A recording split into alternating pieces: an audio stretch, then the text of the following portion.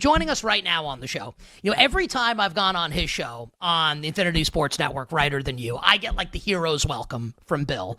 And I always appreciate that, so I'm going to give him a hero's welcome. One of, if not the, most talented talkers, period, in sports, doing radio, television, podcasts, all of it.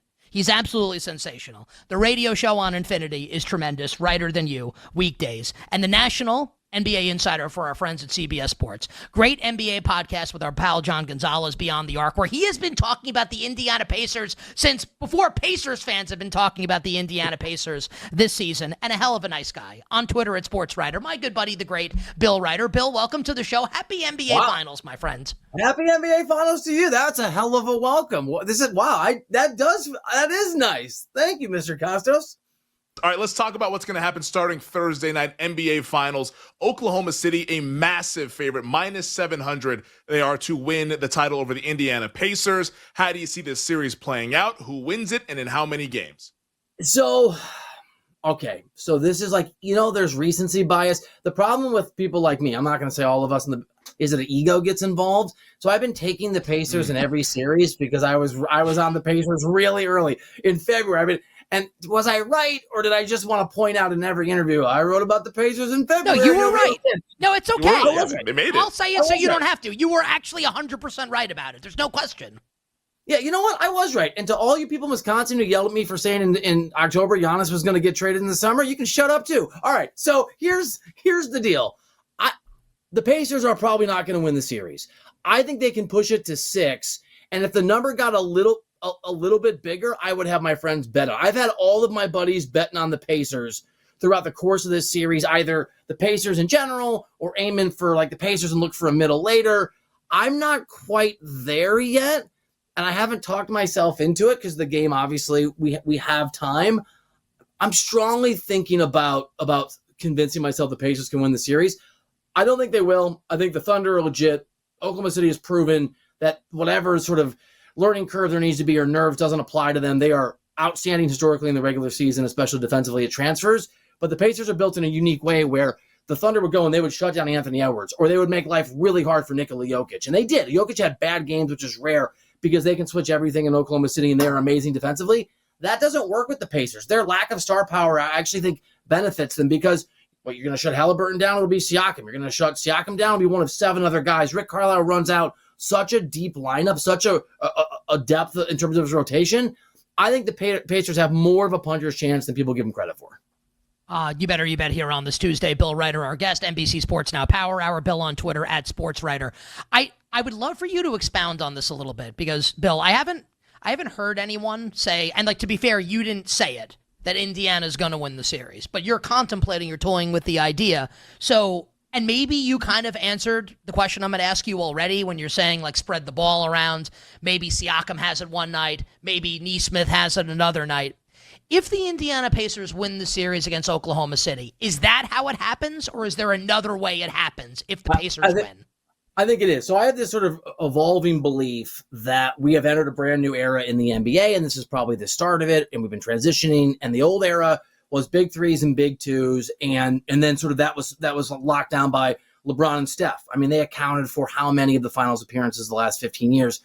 What Adam Silver's wanted from this CBA is to basically shrink the top and shrink the middle and create a situation where smaller markets can win, and there's a way, if you understand the CBA, to basically beat a team like the Lakers who just collect a couple of stars. The Thunder, Sam Presti did this in an incredibly, literally brilliant way, and he happened to steal from the Clippers a guy that's an MVP. But the Pacers have built a similar model, right? So they don't have a quote-unquote superstar, but their best player in Halliburton doesn't turn the ball over, facilitates for other guys. Everybody on the floor can hit threes. They switch everything. They're basically a poor man's, the Pacers, Oklahoma City Thunder team. And so I think they're actually built for how you win in this era in a way that isn't recognized yet, but will be in 5 or 6 years. And I'm just going to pick on the Thunder a little bit. If I want to talk myself into it, they beat a Memphis team that was garbage and had barely beaten a winning team in the first round since January. Then they played a Denver Nuggets team that's also garbage. The thing is that player that they have is the best, certainly in the game, one of the greats of all time. And that game, that series still went to 7. Then they beat a Timberwolves team. And I know I'm discounting the Thunder doing these things. Anthony Edwards shot the most threes, literally, of any player in the NBA this past season in an era of shooting massive threes, and he made 39.5% of those three-point shots. He went 1 of 7, 1 of 9, 1 of 7 in 3 critical games from deep. Some of that is certainly how good the Thunder's ridiculous defense is and their ability to rotate and close out, but that's not going to work against the Pacers because it's not one guy that you have to load up on. So the Thunder did this, right? They got themselves here.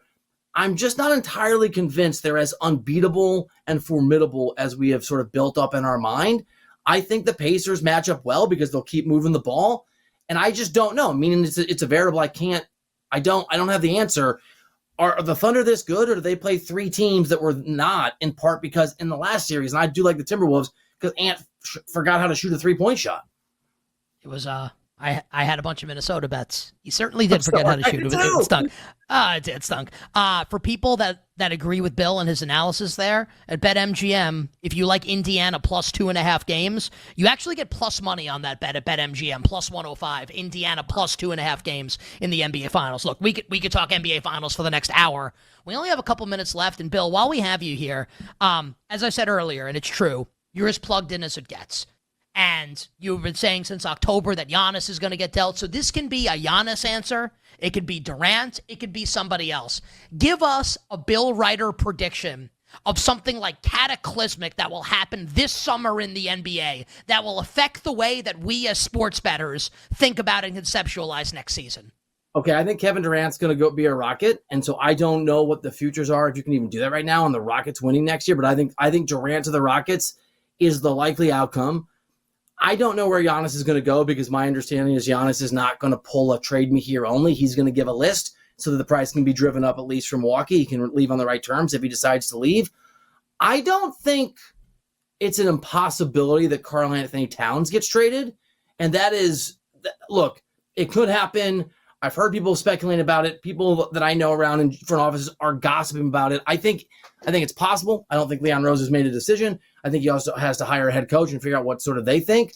But I don't know if those are cataclysmic enough. But Giannis is going to be somewhere else. I think Durant's going to be a Rocket, and Houston is going to, for a very short window, catapult themselves into contender status at a time when I think we're going to go from 2 or 3 contenders a year to 7 to 14. I think that's where we're trending toward. And I would keep an eye on Cat being somewhere else, including maybe Phoenix, because in Phoenix they're idiots, and he's really good friends with Devin Booker. Wow, I'll tell you, I know if the Knicks could ever get Durant, I know you're saying you think Durant will be in Houston. I would really like that. One word answer. If people like the Pacers to win the NBA championship, Bill, is it as easy as Halliburton wins Finals MVP, or would you go elsewhere? Give us a name in 5 seconds. Yes, it should be Halliburton, but if the same people who voted for the Eastern Conference Finals are voting, then they can screw that up too. It's like, here's Thomas Bryant, NBA Finals MVP. Bill, great job. On Twitter at SportsWriter, Writer Than You on the Infinity Sports Network. Beyond the Arc is the podcast, CBS Sports HQ, CBSSports.com. I love you, my friend. We appreciate you. Enjoy the NBA Finals. We'll catch up with you again. All right, guys. The great Bill Reiter joining us on the show. Tyler in our chat writing during that interview that he now thinks the Pacers will win the NBA Finals because Bill made a compelling case for Indiana.